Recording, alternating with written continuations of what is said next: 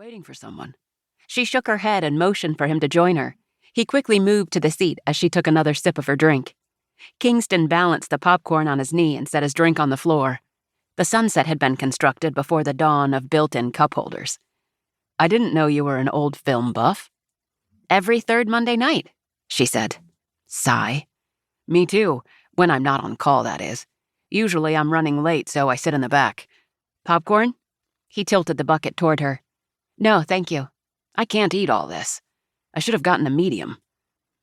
She was a little hungry, having skipped lunch this afternoon to work on the youth spring program at the library. As head librarian, she had a variety of jobs and tasks to do, but planning the programs for the kids was her favorite. Just a few. She picked 3 kernels and ate them. Hot, buttery, salty, yum. Why hadn't she gotten popcorn before now? "Because I always get a Diet Coke and only a Diet Coke." He shook the bucket a bit. "How's the library business going?" "Good. Better than good. After years of hard work and plenty of near begging for extra funds from stingy Mayor Quickle, the Maple Falls Library was finally where she wanted it to be, especially the children's and young adult programs. She'd even had nearby librarians ask her for advice on how to implement her ideas into their own systems. "Still busy with your practice?" "Yep. I do some volunteer work at the health department, too, and a bit of teaching on the side at Henderson." He shoveled a handful of popcorn into his mouth. When he finished chewing, he asked, "Have you seen this movie before?" She glanced at the straw poking out of the plastic top of her cup. "Once or twice." "I haven't." "Really? And you call yourself a film buff?" "I guess I'm an aspiring film buff when time permits." He settled back in a seat. "This is a nice spot. Much better than the back row." Olivia nodded.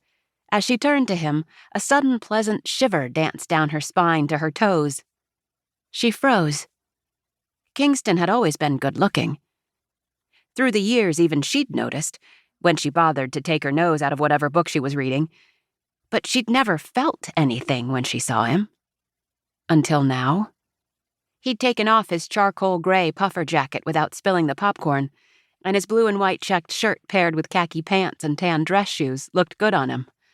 Very, very good. Normally she wouldn't care that one of the, if not the, most eligible and desired bachelors in the greater Hot Springs area was sitting right next to her, especially since he was Anita's brother.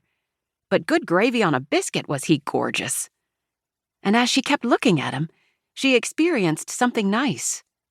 No, nice wasn't the right word. More like delectable. Her cheeks heated, and she stared straight ahead. Where had all that come from? She'd never put Kingston and delectable or gorgeous in the same sentence. "Have some more." Kingston set the popcorn bucket between them. She snuck another glance at him. Delectably gorgeous. She jerked her head away and pinched the top of her straw closed. "Do they show commercials here like they do in other theaters?" he asked. What?" she replied, still grappling with the unfamiliar thoughts and sensations he was causing. "You know, the previews before the previews?" He frowned. "When was the last time you saw a current movie?" She thought about it, grateful to have something different to focus on. 11 years ago. That had been a group outing with her fellow students when she was in college getting her master's in library science. She would have preferred to continue studying. She had fast-tracked both her bachelor's and master's degrees, but her study partners insisted she go with them. She couldn't recall what the movie was, only that she'd found it dull and preferred her classics. "Wow, that long," Kingston said. "I don't blame you. Most of them are garbage anyway. So what do you and your dates do for fun, then?" "Dates?" "You know." He gave her a wry look. "Guys you go out with?" "Oh, I don't have any dates." Her cheeks flamed. He scoffed. "You're kidding." She shifted in her chair. How had they ended up on this topic? She'd never been bothered by her lack of dating life before, for the most part. "Thanks, Flo." "No, I'm not." Kingston paused. "Always the serious librarian." "I'm not always serious." Wait, that was exactly true. She was a serious person in addition to being in a serious rut. "Hey, it's not an insult.